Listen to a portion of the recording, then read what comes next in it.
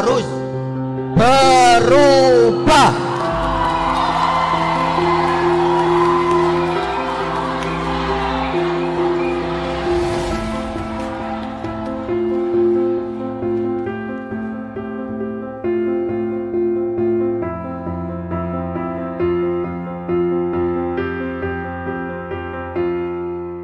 Assalamualaikum warahmatullahi wabarakatuh.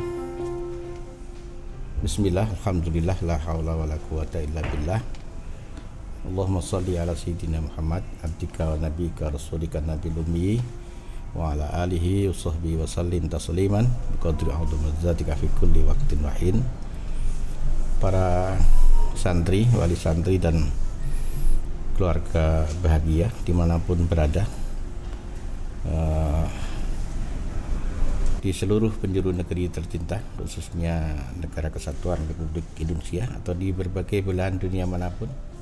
Apa kabar kalian hari ini?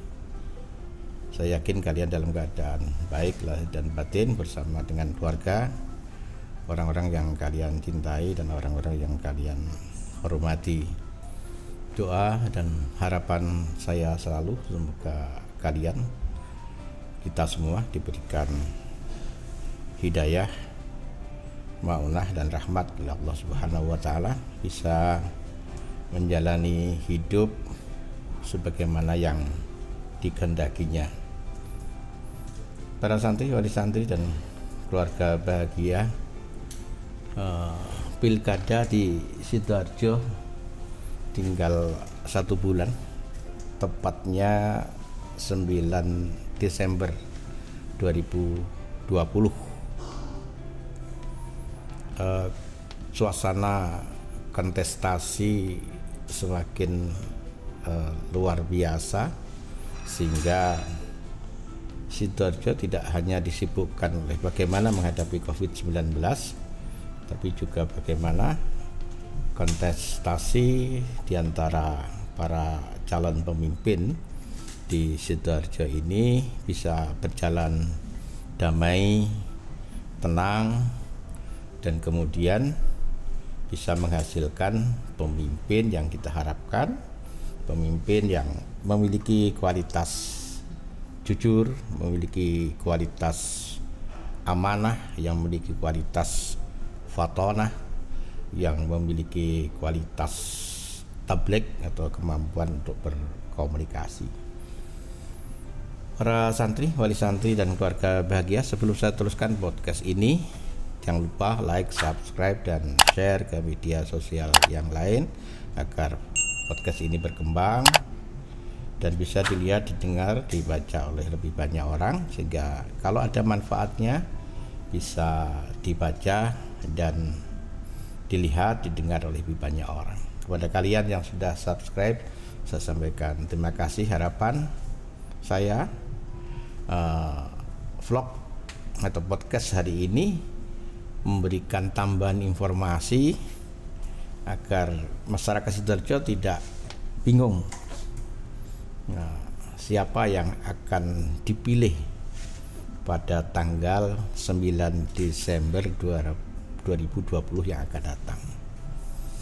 Hari ini saya berbahagia karena salah satu kontestan yang paling muda, warga Sidoarjo asli, berbasis pesantren, datang di tempat kita dan alhamdulillah berkenan untuk berbincang-bincang dengan kita dalam podcast ini. Saya harapkan bincang-bincang ini menambah wawasan, menambah pengetahuan, menambah informasi bagi masyarakat Sidoarjo tentang tokoh kita yang satu ini. Assalamualaikum warahmatullahi wabarakatuh, Gus. Waalaikumsalam warahmatullahi wabarakatuh. Apa kabar hari ini? Alhamdulillah sehat selalu ya. Agenda apa hari ini kok sampai siang-siang nyampe di rumah kita ini? Apa ada agenda apa khusus hari ini? Alhamdulillah hari ini roadshow daerah Krian ya. Sehingga menjadi kewajiban bagi seorang santri juga harus tetap untuk sowan juga kepada pondok-pondok sekitar, termasuk hari ini alhamdulillah diberi kesempatan untuk mampir di Pondok Al Amanah Junwangi Krian. Ya. Terima kasih. Ini ada berapa lokasi yang hari ini akan silaturahim? Hari ini insya Allah targetnya ada 15 desa. Ke depan di jeda waktu 29 hari ini kita ingin per hari 10 desa minimal, sehingga ke depan kita sudah bisa menangkap aspirasi yang ada di bawah yang menjadi keinginan masyarakat, kemudian menjadikan itu catatan dan saku ketika kemudian amanah itu datang. Jadi apa ya, rusuh ini dimasukkan yang pertama silaturahim, yang kedua menggali aspirasi dari masyarakat, sehingga nanti ketika panjenengan memimpin bisa langsung tancap gas karena program-programnya sudah dirancang jauh sebelumnya. Oh iya, nama lengkapnya biar masyarakat juga tahu. Ahmad Mukhdar ya. Ahmad Mukhdar ya. Nama ayahanda? Mungkin banyak masyarakat yang Ahmad Mukhdar bin Ali Masyuri ya. Putra nomor berapa? Nomor berapa? Nomor 6 dari 11 bersaudara.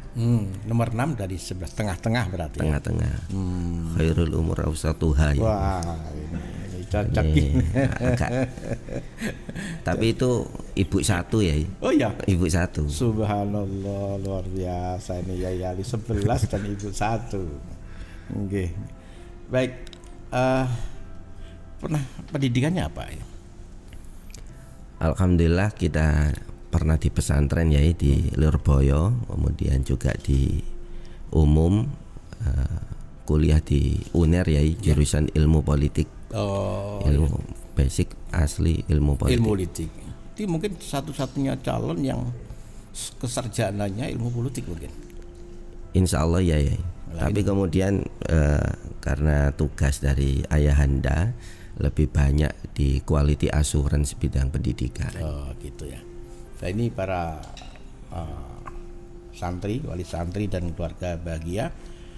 Beliau itu putra nomor 6 dari Romo Ki Haji Ali Masyuri. Pendidikannya kecuali pesantren juga ilmu politik. Oleh karena itu tidak salah kalau kemudian Partai Kebangkitan Bangsa dan lain-lain memberikan pintu terbuka untuk beliau menjadi kadernya yang akan meneruskan kepemimpinan di Sidoarjo gitu.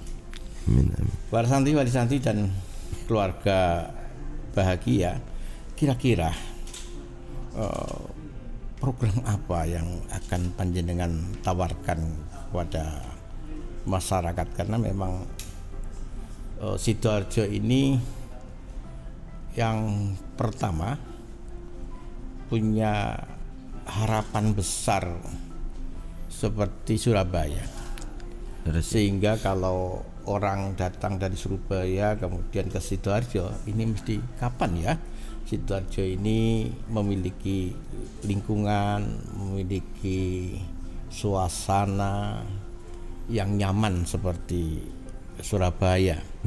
Yang kedua, yang tadi dibincang-bincang juga saya sampaikan, ternyata Bupati sejak reformasi ini dari Pak Win, kemudian panjenengan Pak Saifulillah selalu gagal di ujung. Jadi ini adalah tugas yang sangat berat. Tentu birokrasinya juga trauma terhadap situasi terakhir. Oleh karena itu saya kepingin Gus Mukhdar, kira-kira apa yang ditawarkan untuk memenuhi harapan masyarakat, baik itu yang sifatnya pelayanan kepada masyarakat atau mungkin program-program yang melompat. Memang secara survei kalau sebelum Covid ya, hampir seluruh masyarakat Sidoarjo mengimpikan Sidoarjo ini seperti Surabaya. Tapi kemudian Covid menyerang, 8 bulan tidak bekerja, surveinya agak berubah. Jadi program utama kami ke depan yang pertama adalah memang pemulihan secara ekonomi dan kesehatan, Yai. Kemudian baru diikutkan RTH seperti Surabaya, jalan yang mumpuni, pelayanan publik yang cepat, akuntabel. Sehingga memang pertama kita menginginkan, yang pertama kita jamin dulu seluruh masyarakat Sidoarjo mendapatkan asuransi kesehatan. Kalau di Indonesia bahasanya BPJS itu. Iya. Hari ini ada sekitar 351.000 lebih masyarakat Sidoarjo yang kemudian belum mendapatkan asuransi itu. Ini sebenarnya tidak begitu mahal karena ketika semua diasuransikan dari 351.000 ini, 351.000 dikali 37.800 dikali 12 hanya sekitar 150 miliar. Tidak begitu besar dibanding APBD kita hari ini 5,2 triliun 5.200 miliar. Oleh karena itu kita fokus hari ini pemulihan pasca Covid ya. Jadi kesehatan kita jamin. Yang kedua kita bukakan lapangan kerja. Nah, hari ini banyak orang yang melihat kalau lapangan kerja ini harus mendatangkan investor. Tidak. Kita ke depan pinginnya lebih maju lagi, next level lah bahasanya. Karena kalau mengundang investor, sejatinya masyarakat Sidoarjo ya pekerja, sejatinya ya buruh. Bahkan kalau bahasa yang lebih sarkas bisa lebih tidak pantas. Nah, kita ke depan ingin berikan hibah kepada masyarakat Sidoarjo untuk bisa menggerakkan ekonomi mikro, usaha mikro. Karena hari ini hampir Cina bisa begitu dahsyat bukan karena negaranya saja, bukan, tapi karena UMKM dan yang terfasilitasi oleh pemerintah. Nah, setelah mode pemulihan pasca Covid, baru kemudian kita ke depan menginginkan pelayanan publik. Sebenarnya ini bisa berjalan bersama-sama, tapi fokus utama adalah pemulihan Covid, termasuk pelayanan yang cepat, yang akuntabel, yang transparan. Kita ke depan sebisa mungkin meminimalisir pertemuan antara customer, dalam hal ini masyarakat, dengan pegawainya, banyak pegawai negerinya. Kenapa? Karena semakin banyak ketemu orang, maka kemungkinan di sana ada pungli, kemungkinan lebih lama juga. Ya, konkretnya seperti apa kira-kira yang seperti tanpa pertemuan itu mungkin sudah lewat semuanya nanti lewat aplikasi ya. Aplikasi ya. Nah, termasuk nanti menggerakkan RT ini sebagai ujung tombak utama. Makanya di program kita pastikan ada kenaikan 400% kesejahteraan untuk RT, walaupun bahasa nomenklatur insentif tidak boleh, kita bahasanya harus operasional ya. Operasionalnya kita naikkan karena memang ke depan ujung tombak semua pelayanan publik, mulai KTP, akte, surat meninggal dan sebagainya, ini harus lewat RT, lewat dari bawah. Dan itu semuanya harus digital.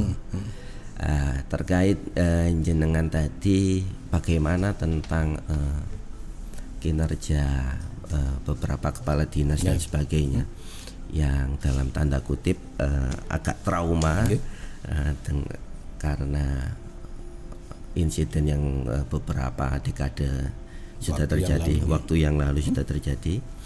Sebenarnya saya yakin hampir semua kepala dinas adalah orang yang sudah terdidik. Cuma memang di sisi lain mereka butuh backup ya. Karena kalau tidak ada backup, pikiran mereka otomatis, oh kalau aku diam dibayar, kenapa harus gerak? Sehingga dia akan meminimalisir untuk tersangkut masalah hukum ya. Sehingga yang terpenting di sana adalah kita berikan wewenang bagi mereka untuk berkreativitas, berkreasi, melakukan inovasi. Kita backup selama tidak melanggar dan tidak bersinggungan dengan konsekuensi hukum. Ya, ini menarik. Ada jawaban yang saya agak kaget. Program yang pertama adalah pemulihan COVID-19 dengan jaminan kesehatan kepada masyarakat bawah. Tadi sudah dihitung-hitung. Yang kedua, lapangan kerja. Dan selama ini yang saya lihat di Sidoarjo ini mengandalkan investor yang masuk, sehingga seringkali muncul kebanggaan Sidoarjo ini termasuk daerah yang paling banyak investornya. Dan memang kita akui di Sidoarjo ini banyak perusahaan-perusahaan yang bukan hanya level nasional tapi juga internasional, level internasional, termasuk itu kemarin ada yang sepatu Eko yang tidak dijual di Sidoarjo atau di Indonesia, tapi galerinya gerainya ada di Inggris dan di Denmark. Saya kemarin dapat kiriman sepatu itu. Tapi ada sebuah pemikiran yang luar biasa untuk menjadikan warga Sidoarjo tidak sebagai pekerja atau buruh, tapi mereka menjadi subjek dari pekerjaan. Dengan menciptakan UMKM. Saya pengen konkretnya seperti apa itu, luar biasa itu. Jadi gini, kami melihat bahwasannya tidak mungkin untuk membuka lapangan kerja, mengundang investor di era ekonomi yang lesu ini pasti susah, karena untuk menghidupi dan membayar karyawan saja susah, apalagi buka pabrik baru. Tapi di situ kita dituntut untuk melakukan terobosan. Konkretnya adalah berkaca dari program provinsi tahun 2005 sampai 2010, ini memang beberapa UMKM justru yang berhasil lebih banyak yang perempuan yang diamanahkan ke perempuan. Nah, kita desain di sana kurang lebih ada sekitar 10.000 kelompok perempuan, memang sengaja untuk perempuan karena memang tadi dilihat dari surveinya lebih banyak peluang berhasil, mau diatur dan lebih amanah Ke depan kita inginkan ada 10.000 kelompok ibu-ibu yang mendapatkan 5 sampai 50 juta Jadi baru memulai bukan sudah ada usahanya. Nanti ada program lain namanya UMKM naik kelas. Tapi yang menarik sebenarnya adalah memulai usaha baru, pemberian hibah 5 sampai 50 juta untuk kelompok ibu-ibu. Dan besaran ini sesuai dengan usahanya Nah, tentu melalui survei dulu atau mungkin dari awal dibangkitkan sesuai dengan potensi yang sudah ada Nah, misalkan gini, Tanggulangin. Sebenarnya Tanggulangin ini cara membangkitkannya simpel. Harus ada koperasi yang punya bahan baku paling murah Nah, ini yang harus disupport Yang kedua, bahan bakunya ini nanti spesifik. Misalkan ada yang buat kancing, ada yang spesifik untuk resletingnya. Ini kecil-kecil, tapi sebenarnya ketika ini dirangkaikan lebih efektif dan pasti harganya lebih murah. Nah, ke depan sebenarnya ada beberapa jalur yang ingin kita ambil. Syaratnya hanya KTP Sidoarjo mau dilatih, dan yang terakhir harus mau diajar untuk mengarah ke market digital Karena kalau memang 50 juta ini dialihkan untuk bangun toko, nah ini habis. Maka syaratnya hanya 3 itu. Harus mau dilatih, harus jelas usahanya apa, dan KTP Sidoarjo yang kemudian harus mau untuk kita nanti rencananya ada setiap desa marketplace Marketplace ini tujuannya bisa kita sangkutkan di Tokopedia, di Shopee, atas nama satu orang, tetapi produknya banyak sekali dan itu dari kelompok-kelompok tadi. Nah, setiap kelompok ini nanti tentunya akan lewat beberapa jalur, termasuk beberapa jalur yang hari ini sudah mapan di Sidoarjo, misalkan ibu-ibu PKK, terus ex-PNPM Mandiri yang memang dari awal sudah getol sekali untuk program menteri sebelumnya untuk pembukaan UMKM usaha mikro baru, terus juga mungkin bisa dari Fatayat Muslimat Aisyah.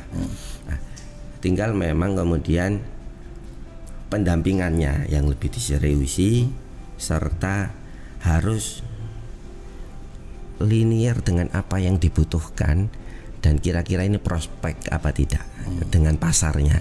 Jadi konsep utama jangan sampai kemudian kita kasihkan hibah tapi usahanya tidak tahu ini mau dijual kemana dan nanti dipasarkan seperti apa. Iya, iya. Ya menarik itu, konsepnya luar biasa, cocok dengan kemudaannya. Tapi saya ingin dengar tentang pendidikan, khususnya pesantren. Pendidikan di Sidoarjo cukup bagus, dan pesantren di Sidoarjo lebih dari 200 mungkin yang aktif, mungkin di atas 100. Kira-kira apa kira-kira untuk mereka? Karena ini PKB tentu basisnya adalah Nahdlatul Ulama, juga pesantren.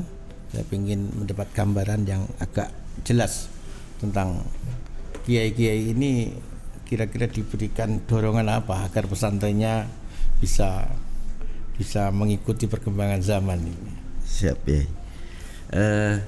Jadi kalau bicara pendidikan hari ini, terutama pendidikan pesantren, karena kita juga santri, maka nanti juga tidak jauh-jauh dari santri ya. Untuk anggaran sebenarnya Sidoarjo ini sudah aman sekali. Karena kalau bicara pendidikan, maka akan bicara 5,2 triliun dibagi 5 karena 20% sekitar 1 triliun 40 miliar. Ini sesuatu yang besar. Nah, berkaca dari 2016 ya, silpanya besar sekali, khusus untuk pendidikan. Yang terbaik hanya tahun 2006 dan itu serapannya 93. Setelahnya ada yang 80, ada yang 80 saja sudah terlihat ini 250 miliaran. Nah, ke depan kita ingin pertama memastikan bahwa guru madin, guru TPQ, guru agama, guru swasta juga ini akan mendapatkan perhatian lebih dari pemerintah yang bentuknya insentif ya. Kenapa? Karena memang harusnya negara ini berterima kasih karena tugas negara yang untuk mencerdaskan kehidupan bangsa sudah dibantu dengan berdirinya pondok-pondok ini. Pesantren dan sekolah-sekolah swasta itu ya. Iya. Nah, ke depan kita harus apresiasi minimal kepada gurunya. Yang kedua kita support juga untuk blok grant dan bangunannya. Dalam beberapa aspek memang secara nomenklatur ada benturan ya, karena untuk wilayah SMA, SMK ini sudah wilayahnya provinsi. Tapi memang kita dimungkinkan untuk tetap berkontribusi bisa. Nanti ada namanya mekanisme BK ya, bantuan keuangan. Jadi anggaran yang ada di Sidoarjo dibantuan keuangan kan diberikan ke provinsi dulu, baru kemudian diturunkan lagi di Sidoarjo di SMA-nya. Nah, terkait pondok-pondok nanti juga akan menjadi fokus kami, terutama beberapa pondok yang hari ini ya secara legal formal ini agak banyak yang kurang lengkap. Jadi kemudian ini yang menghambat bantuan dari pusat, misalkan kalau beberapa tahun kemarin Kementeriannya Agama misalkan dari kalangan pesantren juga ini, sehingga BOP tidak bisa masuk karena legal formal pondoknya tidak bisa, belum lengkap. Mungkin karena ada sengketa keluarga. Nah, ini yang ke depan kita pastikan adalah database pondok ready dan kita bantu seluruh perizinan dan bahasanya yayasannya semua harus tertata. Karena memang memberikan bantuan bicara negara, maka bukan uang kemudian telepok apa bahasanya turun tanpa konfirmasi yang jelas, ini tentunya tidak mungkin. Sehingga yang pertama kita usahakan adalah memperbaiki semua pondok-pondok di database didata dengan baik, sekaligus dibantu perizinan yayasan dan sebagainya. Nah, ketika jalannya sudah terbuka, saya kira untuk selanjutnya memberikan semuanya, memberikan perhatian, memberikan suntikan untuk pondok ini bukan sesuatu yang sulit lah. Ya. Para kiai, para santri, ini ada angin yang luar biasa segar, karena memang kelemahan kita di pesantren itu legal formal. Mungkin dari sekian ratus pesantren yang punya izin lokasi, yang punya izin pembangunan gedung, ini masih sangat jarang, sehingga kalau ada bantuan memenuhi persyaratan itu sulit. Terus kemudian juga kartu itu untuk yayasan itu, atau NPWP dari pengasuhnya, dari pengurus yayasannya kadang-kadang nggak ada, sehingga banyak sekali hambatan ketika pemerintah ingin memberikan sesuatu. Tampaknya ini juga panjenengan kaji secara cermat sehingga masuk di dalam program jenengan. Ini saya terima kasih dan apresiasi sekali. Para santri, wali santri, dan keluarga bahagia. Demikian bincang-bincang kita dengan Gus Mukhtar Ali Masyuri. Tidak kita duga apa yang konsep yang beliau sampaikan demikian detail, juga kelihatan bersambung betul dengan persoalan masyarakat di Sidoarjo. Dengan informasi ini saya harapkan masyarakat Sidoarjo untuk bisa memilih seseorang bukan atas dasar tapi berdasarkan program yang ditawarkan, dan apa yang ditawarkan tadi sungguh sangat luar biasa. Saya tidak menduga, dan kepada beliau saya sampaikan terima kasih.